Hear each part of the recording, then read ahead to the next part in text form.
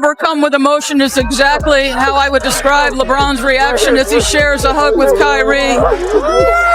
We'll get in a minute, but he is still...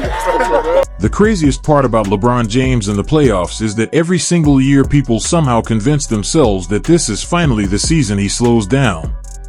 Every year the conversations begin before the postseason even starts. Analysts start talking about his age. Fans start saying the league has passed him. Critics say the younger stars are finally ready to take over. And then suddenly the playoffs arrive, and LeBron flips a switch that almost nobody else in NBA history has ever had. That is exactly what happened again this postseason. The energy around the Lakers felt different from the start. People doubted their chemistry. People questioned whether they even belonged among the true contenders. But once the lights got brighter, LeBron started controlling games in ways that statistics cannot fully explain. It was not just about scoring 30 points. It was the way he slowed the pace down whenever opponents started making runs. It was the way he hunted mismatches possession after possession until defenses completely broke apart. And most importantly, it was the way younger players on the floor suddenly looked nervous while LeBron looked completely calm. That experience factor changes everything in playoff basketball. There were moments in these games where the crowd was exploding, the pressure was unbelievable, and yet LeBron looked like he was playing a regular practice scrimmage. That level of composure is terrifying for opponents because it spreads confidence throughout the entire team. The Lakers fed off his energy. Every big shot started feeling possible. Every comeback started feeling realistic. And suddenly people across the NBA realized something dangerous again. Playoff LeBron might still be the scariest version of any superstar alive. Hey, LeBron, as soon as that buzzer sounded, your emotions let loose. Can you describe what you're feeling right now? I set out a goal 2 years when I came back to bring a championship to this city. I gave everything that I had. I poured my heart, my blood, my sweat, my tears to this game, and what makes this playoff run even more impressive is the fact that LeBron is doing this at an age where most NBA legends were either retired or completely declining physically. Think about that for a second. The speed of today's NBA is insane. Teams are younger, faster, and more athletic than ever before. Yet somehow LeBron still controls the court like a chess master. There were stretches during this postseason where he looked 10 years younger. Fast break dunks. Chase down blocks. Deep three-pointers. Impossible passes through double teams. It honestly felt unreal watching someone in his 20th plus season dominate games against players who grew up watching him on television. That psychological advantage matters too. Imagine being a young player trying to eliminate one of the greatest athletes in sports history while knowing this same player destroyed entire franchises before you even entered high school. That pressure becomes massive. And LeBron understands exactly how to use that fear. He studies opponents constantly. He attacks weak defenders immediately. He notices every little defensive mistake and punishes it. That basketball IQ is why so many coaches call him one of the smartest players ever. Even when his shot is not falling perfectly, he still controls everything happening on the floor. That is what separates him from regular stars. Regular stars rely on scoring. LeBron controls momentum itself. And during these playoffs, momentum shifted every single time he decided to become aggressive.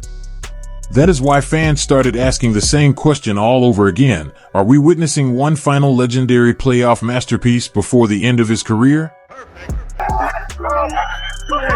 against all odds, I don't know why we want to take the hardest road. I don't know why the man above gives me the hardest road, but it's nothing the man above don't put you in situations that you can't handle.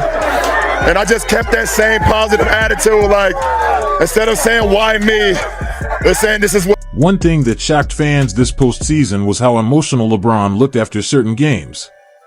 Usually he keeps everything controlled publicly.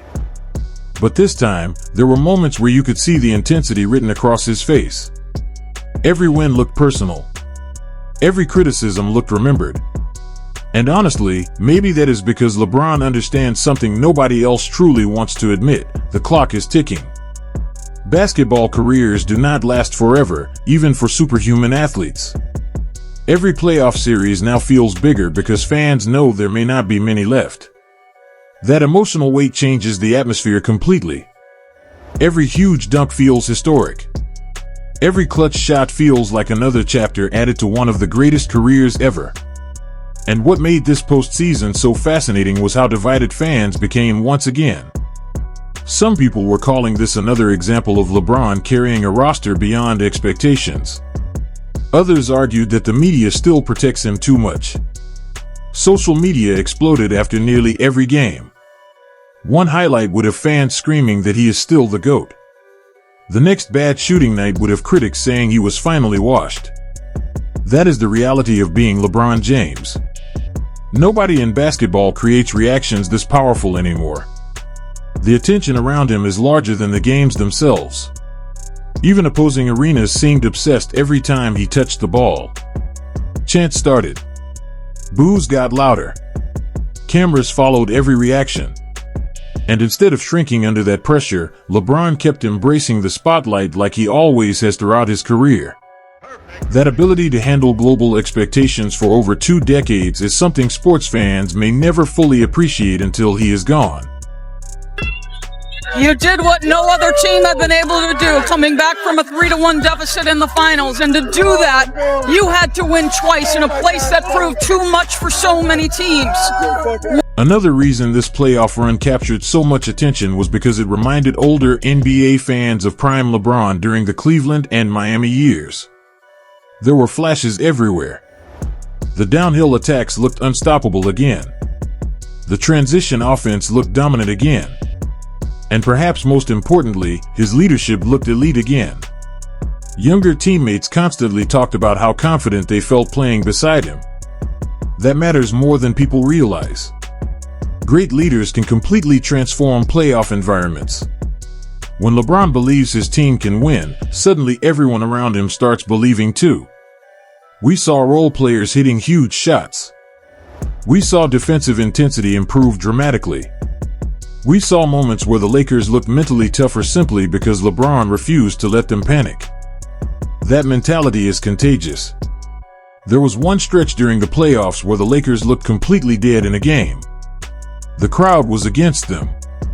The opponent had momentum. Analysts were already preparing post-game criticism. Then LeBron took over for just a few minutes, and everything changed instantly. A deep three-pointer. A fast break finish. A perfect assist. Suddenly the arena got quiet.